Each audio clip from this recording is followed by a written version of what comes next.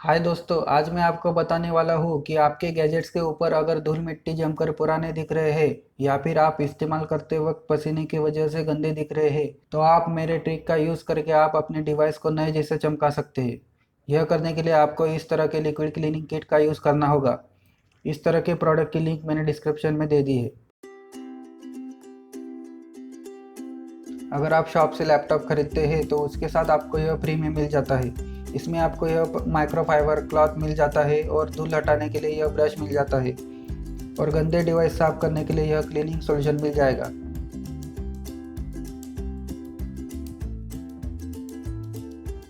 यहाँ से आप अपने डिवाइस पर स्प्रे कर सकते हैं। चलिए अब मैं अपने गंदे माउस को इस लिक्विड से साफ करने की कोशिश करता हूँ।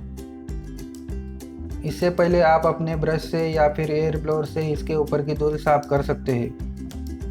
अगर आप डायरेक्टली मोबाइल की स्क्रीन पर यह लिक्विड डालकर साफ करेंगे तो उसके ऊपर की धूल मिट्टी के कारण उस पर स्क्रैच होने की संभावना होती है। इसलिए पहले सूखे कपड़े से या फिर ब्रश से उसके ऊपर की धूल मिट्टी साफ कर ले, बाद में लिक्विड का उपयोग करें। चलो अब पीछे से भी माउस को साफ कर लेते हैं।